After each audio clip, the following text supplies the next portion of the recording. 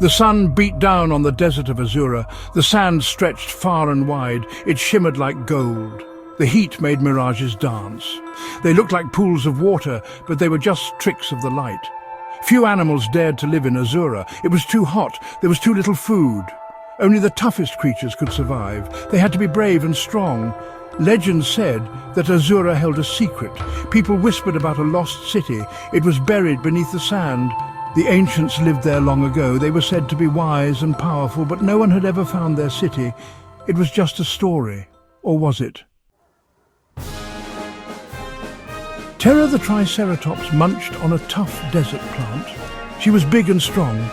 Terra had 3 horns on her head. They were sharp and sturdy. She used them to protect herself. Terra lived on the edge of Azura.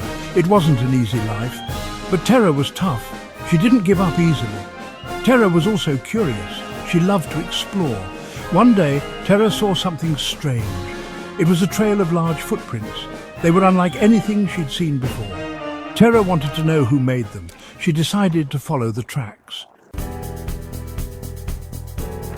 High in the northern mountains lived Arktos. He was a woolly mammoth.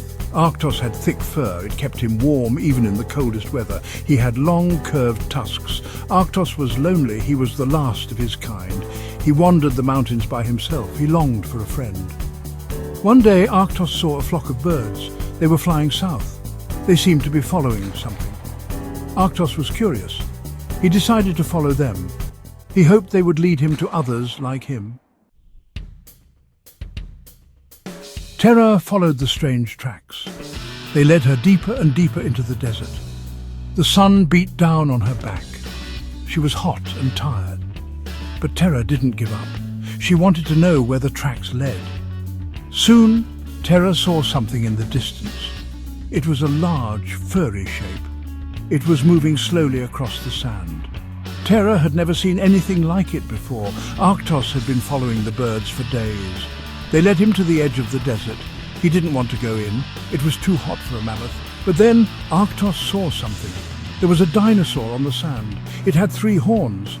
Arktos had never seen such a creature. He decided to approach it. Maybe this strange dinosaur could be his friend. Terra and Arktos approached each other cautiously. They circled each other. They sniffed the air, each trying to understand the other. "Hello?" said Terra. "What brings you to the desert of Azura?" "I am Arktos," he replied. "I followed some birds here. They seem to be following something." "What are you called?" "I am Terra. I followed some tracks. They led me to you." Just then, a gust of wind swept across the desert. It seemed to whisper something. "Did you hear that?" asked Terra. "Hear what?" said Arktos. "The wind," said Terra. "I think it said something about a city." Arktos listened carefully. The wind seemed to whisper again. This time he thought he heard it too. "The lost city," the wind seemed to say. Terra and Arktos decided to follow the whispers of the wind. They traveled together across the hot sand. The sun beat down on them, but they helped each other. Terra used her horns to dig for water, and Arktos used his trunk to spray himself and Terra. They became friends. One day they came over a dune and stopped in amazement. There in the middle of the desert was a city. It was mostly buried in the sand, but parts of it were still visible. "The lost city of the ancients," whispered Terra. "It's real," said Arktos. The city was a sight to behold. There were crumbling walls covered in strange markings, tall towers that reached for the sky, and mysterious statues of creatures they had never seen before. Terra and Arktos entered the city cautiously. They wandered through the ruins and marveled at what they found. There were strange machines and beautiful artwork. Who were these ancients? wondered Terra. And what happened to them? added Arktos. They came to a large building in the center of the city. It looked like a temple. Inside, they found a giant crystal. It glowed with a strange light. As they drew closer to the crystal, they heard a voice. It seemed to come from the crystal itself. "Welcome!" the voice boomed. "I have been waiting for you." Terra and Arktos were startled. They looked around but saw no one. "Who's there?" asked Terra.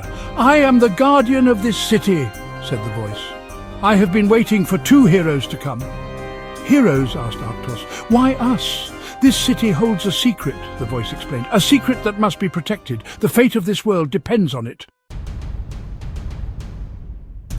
The Guardian told Terra and Arktos about the city's secret. The ancients had invented a device. It controlled the balance of nature. The device was hidden somewhere in the city, but the city was not safe. A pack of velociraptors had also discovered the city. They were led by a fierce raptor named Scar. Scar wanted to use the device for evil. He wanted to rule the world. "You must stop them," said the Guardian. "The fate of the world depends on it." Terra and Arktos knew what they had to do. They had to protect the city. They had to stop Scar. They stood side by side, ready to fight. Scar and his pack attacked. They were fast and deadly, but Terra and Arktos fought bravely. Terra used her horns to toss the raptors aside. Arktos used his tusks to send them flying. The battle raged. The battle raged on. Terra and Arktos fought with all their might. Finally, Terra saw her chance. She charged at Scar, her horns lowered. Scar tried to dodge, but it was too late. Terra's horns caught him squarely. He was thrown back, defeated. With Scar defeated, the other raptors fled. The city was safe, for now. Terra and Arktos found the device the ancients created. It was a small, golden sphere. They took it to the crystal and placed it inside. The crystal glowed brightly. The city began to shine. The sand around the city began to retreat. The Guardian spoke one last time. "Thank you," it said. "You have saved us all." Terra and Arktos were hailed as heroes. They had saved the lost city of the ancients. They had protected the balance of nature.